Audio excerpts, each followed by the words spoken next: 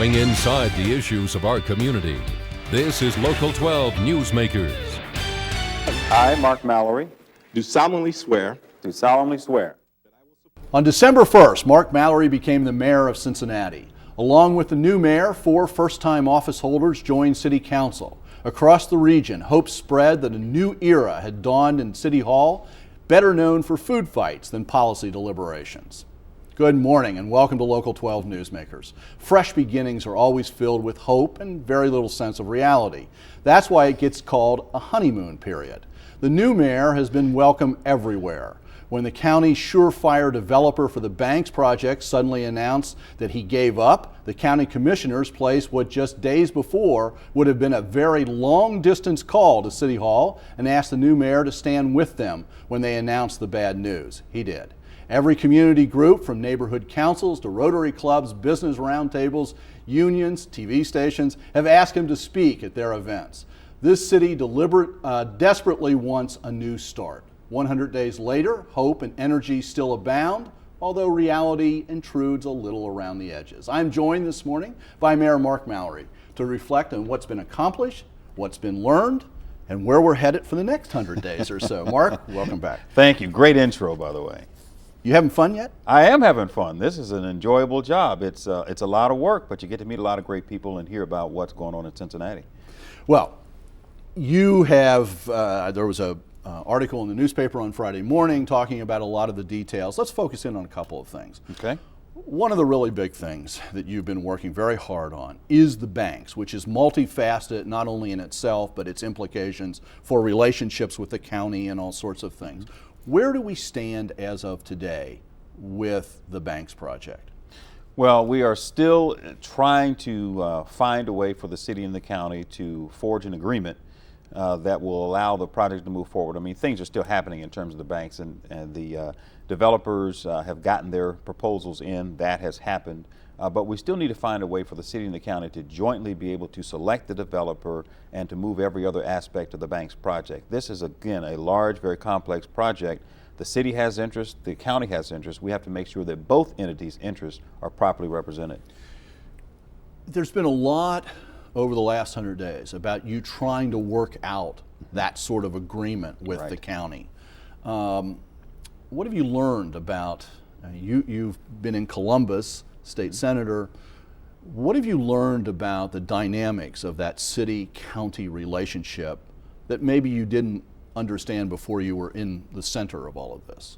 Well, I think I understood it, but I hadn't been a part of it. And I should go back and say this. The relationship between the city and the county has been tense and fractured for decades. I mean, it's really been that way for a long time.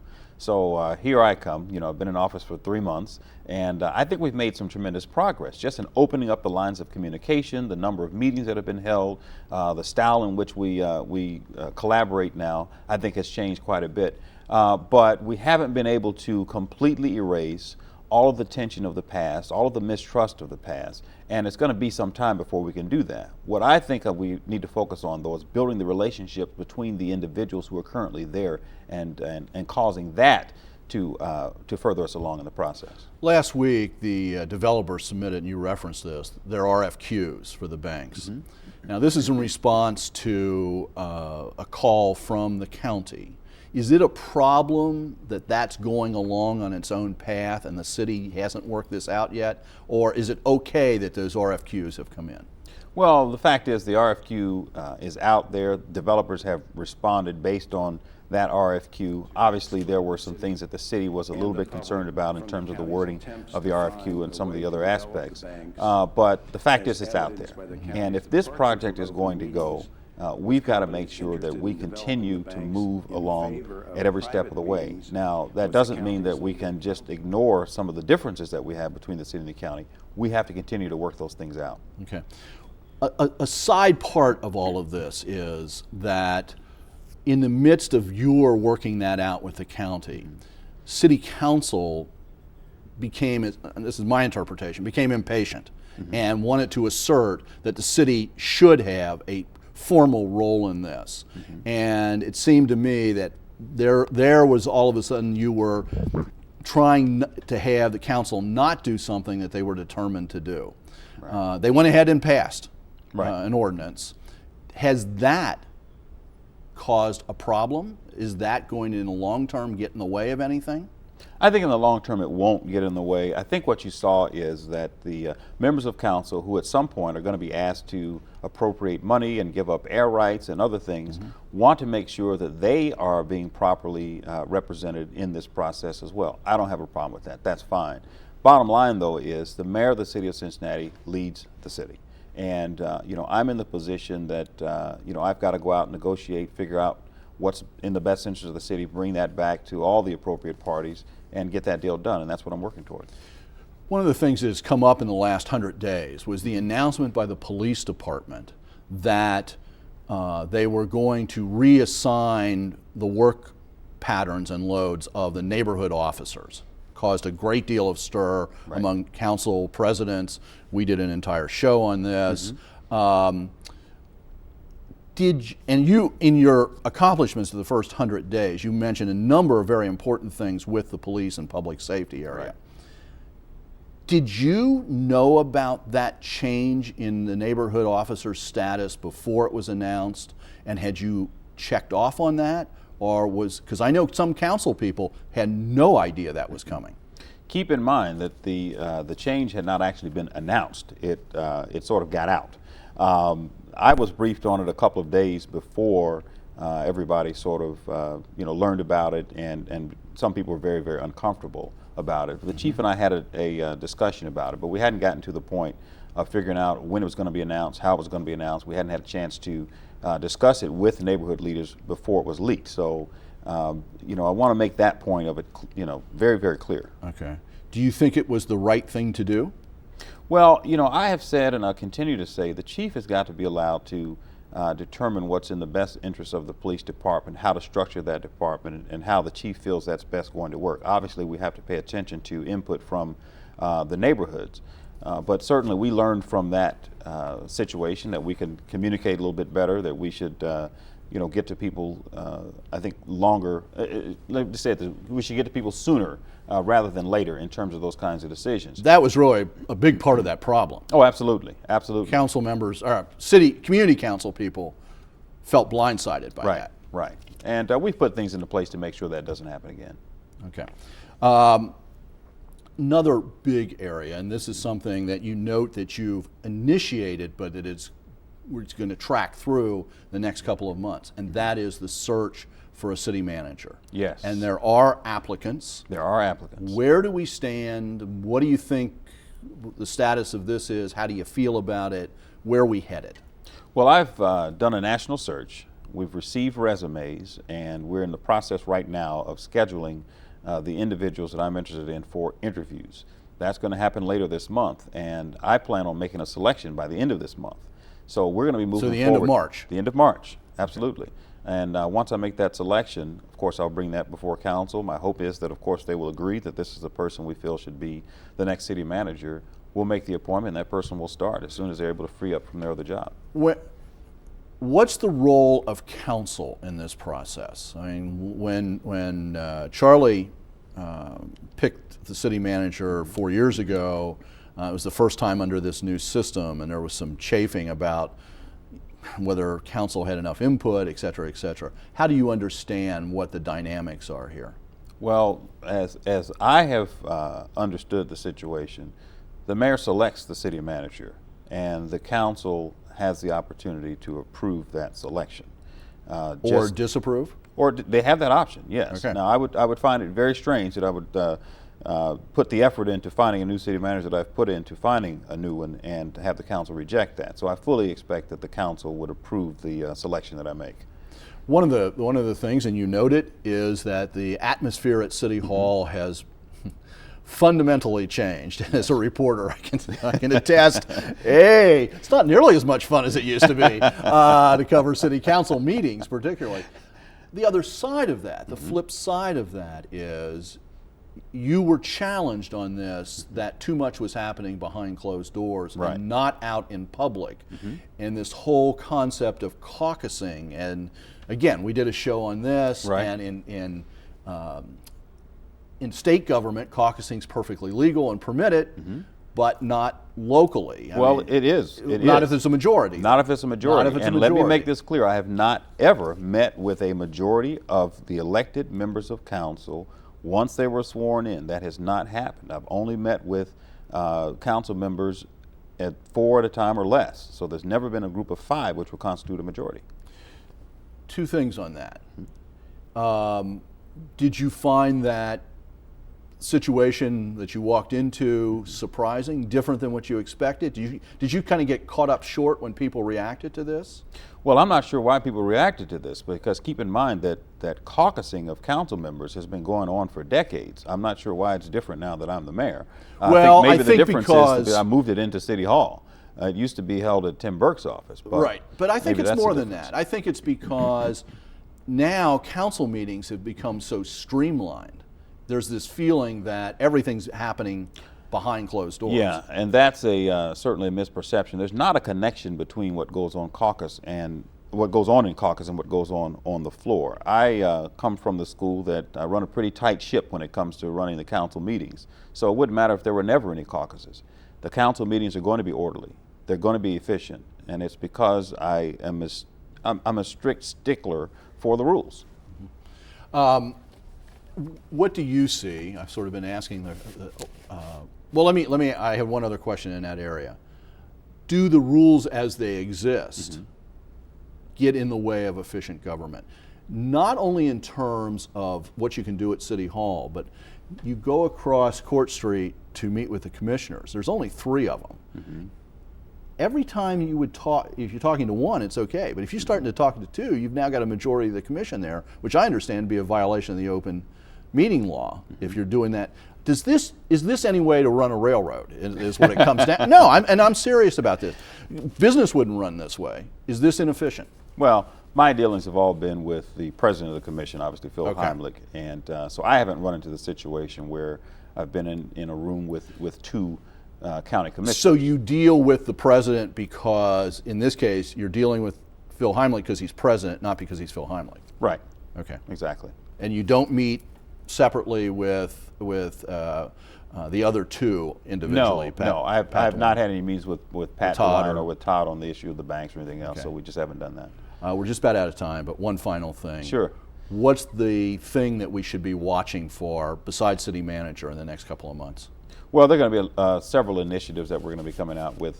A lot of them are going to be around young people and education and the importance of getting people on the right track. So pay attention to those things. Okay. Thank you very much. All right. I hope you're back many, many times. All right, thank you. At least every 100 days. So, congratulations. Stay tuned. Immigration reform is a hot topic in Washington right now. After the break, the options. We want our laws enforced, mandatory verification by employers. We want our border secure, a fence, and we want local police to be able to step forward and enforce the laws.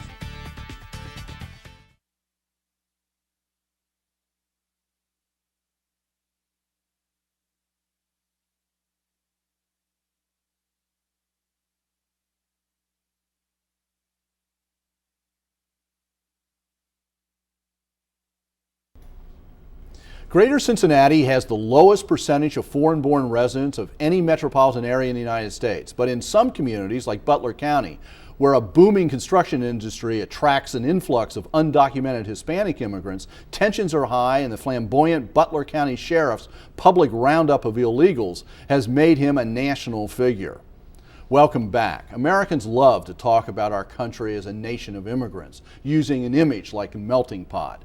But the historic reality has always been that during periods of intense immigration, established Americans have always feared and even hated the newcomers. In 2006, Cincinnatians loved to talk about our German and Irish heritage. But in the 1850s, Irish immigrants who were poor and Catholic were seen as a plague on the land and unfit for American citizenship. And in 1917, a massive effort was undertaken to wipe every reference of German culture out of the consciousness of this community. Now, for the first time in over 150 years, Cincinnati is receiving a significant influx of immigrants, mostly Hispanics. Later this month, the United States Senate will take up proposed changes in immigration law. Several options exist, but 2 shape the debate. One is what's commonly called the Sensenbrenner Bill, or the Border Protection Anti-Terrorism Illegal Immigration Control Act. It has already passed the House of Representatives. It proposes building a 700-mile fence along the southern border, requires employers to verify that employees are legal, and makes entering the country illegally a felony. It's currently a misdemeanor.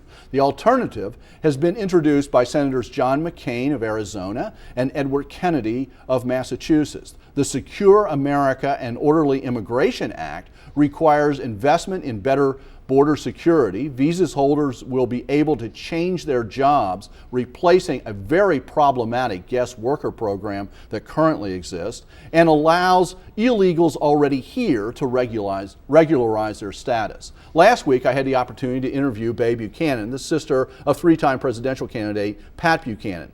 Ms. Buchanan is the president of American Cause, an organization that describes its mission as promoting and advancing traditional American values that are rooted in the conservative principles of national sovereignty, economic patriotism, limited government, and individual freedom. I have pulled several parts of that interview for this morning. I am joined this morning in the studio, however, by Leo Anchondo, the national manager of Justice for Immigrants, a Journey of Hope, the Catholic campaign for immigration reform.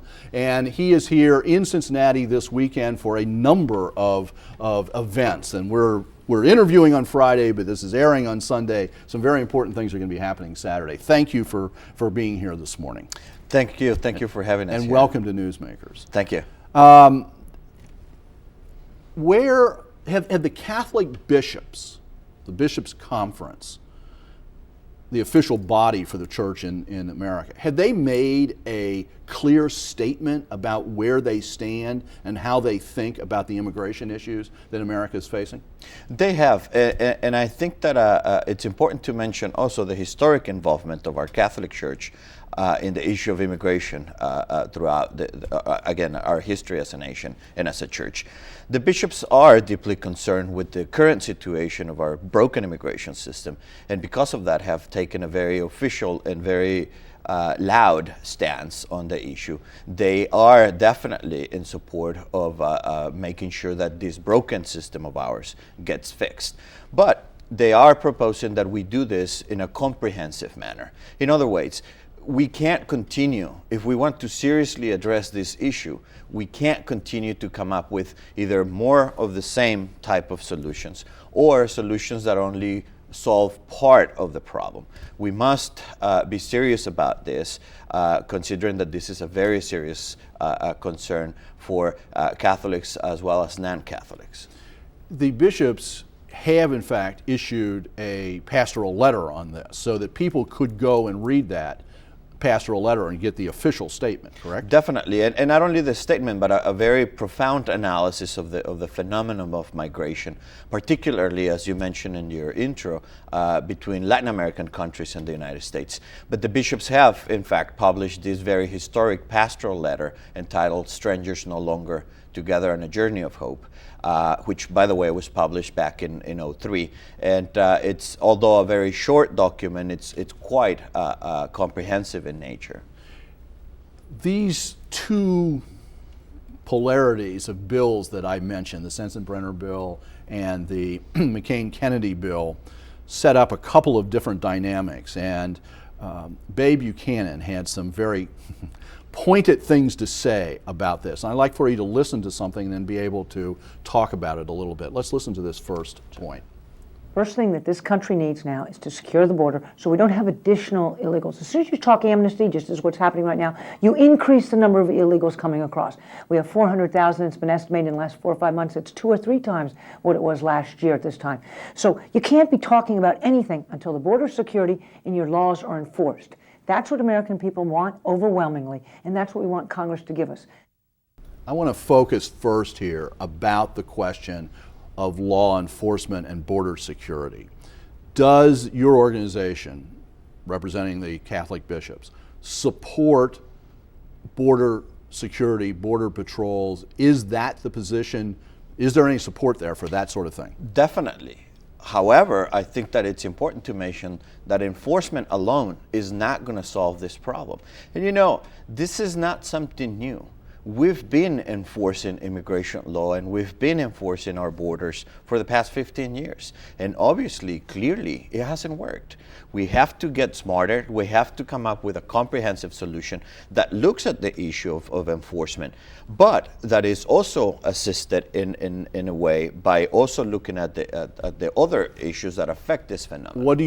What do you think about things like a 700-mile fence, or changing the penalties, increasing it from a misdemeanor to a felony to come in illegally? What do you think about those sorts of moves? Well, again, I must insist, we've been doing this for the past 15 years. We've already built fences, and it hasn't helped. Now, I think that just for clarification, coming into the country illegally is not a misdemeanor, it's a civil offense. Just as if you get caught jaywalking.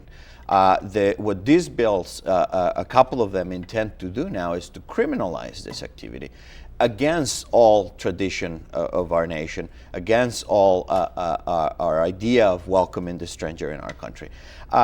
We need to come up with a system that enables us to secure our borders because of national security concerns, clearly justified. But we also need to make sure that we take a look at the other issues involved in the phenomenon of immigration. And I want to go on to one of these other issues, and that is the question that's really one of the questions being debated between these two issues is what happens to the people here who are now here who are undocumented? The question of amnesty. And here's what Babe Buchanan had to say about that. We oppose every single Senate bill that talks amnesty, it talks guest worker, it talks any kind of rewards to people who have violated our laws. It's just, her position is absolute. No amnesty, no guest worker program. What do you say to that? What's your response? Well, let me tell you that I guess she agrees with the bishops. The bishops of the United States do not promote amnesty. The bishops are talking, however, on a humane perspective of what we do with the 11 million people that are already here in the country. We can't have it both ways. We can't talk about having these immigrants contributing to our country every day, yet we don't want them here. We have to get smarter. We have to think based on our own tradition as Americans on how we deal with that community so that we are making sure that we know who they are, we bring them out of the shadows, but at the same time, we make sure that we don't put them in front of the lines of those people that have been waiting for many years to get a green card. And so perhaps an earned legalization program that will place these people in a legal path so that after a number of background checks, they can ultimately apply for residency. And that's what, as I understand it, the McCain-Kennedy bill does, and I tried to reference there, that there will be a path, but it's a difficult path to establish, to regularize their residency situation. Is that correct? That is correct. What McCain-Kennedy proposes is a program in which the 11 to 12 million people that are currently in the country in an unauthorized status are placed. They can get a worker permit so that they can continue to work just as they have been doing, by the way, for the past few years. They can continue to pay taxes as they have for the past years.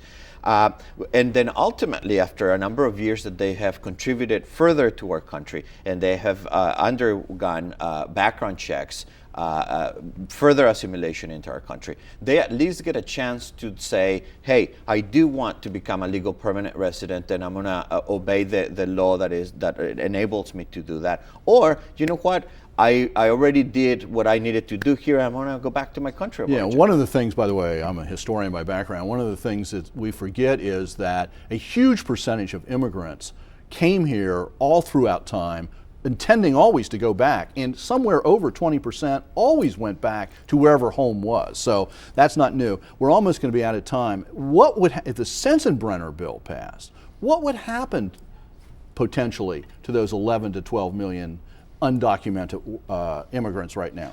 Well, what H.R. 4437 or the Sensenbrenner bill is asking for is to criminalize undocumented stay in the United States, but not only criminalize it, but making it an aggravated felony. So all of a sudden we are going to have in our hands 11 million aggravated felons in our country. And you're talking about kids, you're talking about elderly, you're talking about some of our teachers, some of the people that are building our schools and our buildings. So it's going to be a very serious impact in our society. And for those people that say that this is only going to affect immigrants, I think that they're really missing the target. This type of short-sighted proposals that only insist on enforcement only will certainly set the way or our path for the way we're going to be dealing with welcoming strangers in our country for many years. Okay. I'm just about out of time, and I want people to know, if they want to learn more about the immigration debate, you can begin at the websites of my two guests this week. Justice for Immigrants has a great set of data and information about immigration. Check it out at justiceforimmigrants.org or the American Cause site at theamericancause.org. Thank you very much for being here this morning, and obviously this debate is incredibly important. Good luck. Thank you for making Newsmakers a part of your Sunday morning. Have a good week.